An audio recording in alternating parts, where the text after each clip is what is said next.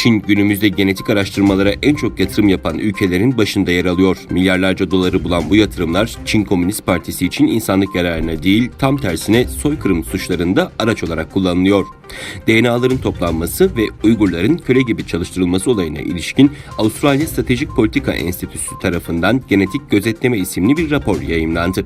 Rapor, Çin'in Doğu Türkistan'da işlediği insan hakları ihlallerini gözler önüne seriyor. Sadece suçla ilgili başlatılan DNA toplama sistemi 2013 yılında Müslüman Uygur Türkleri, Tibetliler ve diğer etnik toplulukları kontrol etme amacıyla kullanmaya başlandı. 2017 yılına gelindiğinde bu çalışmalar daha da hızlandırılarak diğer bölgelere de yayıldı. Raporda Çin yönetimine teknoloji firmalarında desteğinin büyük olduğu söyleniyor. Bu sistem erkek kromozomu Y üzerinde meydana gelen benzersiz DNA dizilerini analiz ediyor. Bu yöntemle sadece erkeklerden toplanan DNA'larla bütün bir bölgenin DNA haritası çıkartılabiliyor.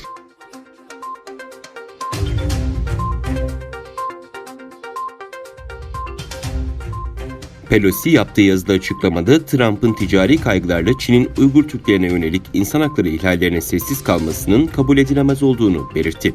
Pelosi açıklamasında eğer Amerika ticari kaygılarla Çin'de insan haklarına ilişkin sesini çıkarmazsa o zaman dünyanın herhangi bir yerindeki insan haklarına ilişkin konuşma noktasında ahlaki üstünlüğümüzü kaybederiz ifadesini kullandı. Söz konusu yaklaşımın kabul edilemez olduğunu vurgulayan Pelosi, zamanımızın en kötü insan hakları ihlallerinden birine ticari bir anlaşmaya imza atmak için yol vermek şok edici değerlendirmesini yaptı.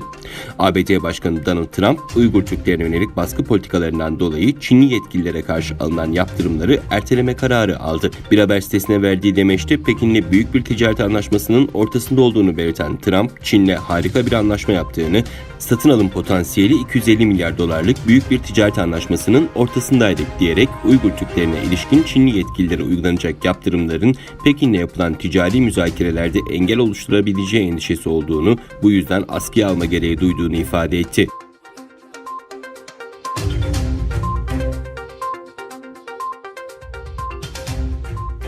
Hindistan ve Çin arasında yapılan askeri düzeydeki görüşmede iki ülkenin askerlerinin ihtilaflı bölgeden karşılıklı olarak geri çekilmesi konusunda anlaştığı bildirildi. Çin Dışişleri Bakanlığı sözcüsü gazetecilere yaptığı açıklamada her iki tarafın sınır kontrolüne ilişkin öne çıkan konularla ilgili açık ve derin görüş alışverişinde bulunduğu belirtildi.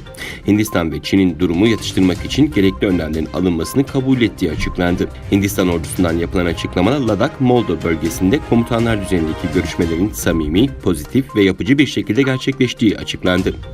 Açıklamada askerlerin geri çekilmesi konusunda karşılıklı fikir birliğine varıldığına dikkat çekildi.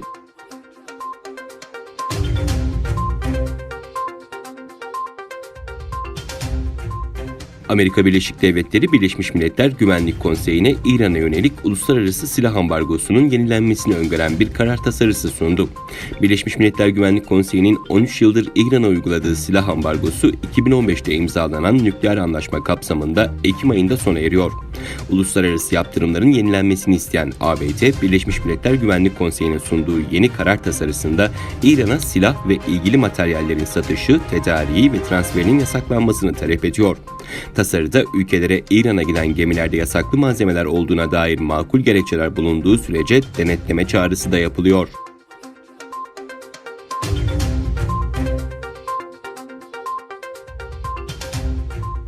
Sosyal medya platformu Twitter, ABD Başkanı Trump'ın Washington'da yaşanan protestolara yönelik paylaşımına kötü davranış etiketi ekledi. Paylaşıma erişim kısıtlandı. Dün gece bir grup gazetecinin Beyaz Saray'ın önünde yer alan parkın içindeki eski başkanlardan Andrew Jackson'ın heykelini yıkmaya çalışması ve bölgede bir özerk bölge kurmak istemesine tepki gösteren Trump, Twitter'dan "Ben sizin başkanınız olduğum müddetçe Washington'da asla bir özerk bölge olmayacak. Bunu yapmaya kalkarlarsa ciddi bir güçle karşılık bulacaklar" sözünü kullandı.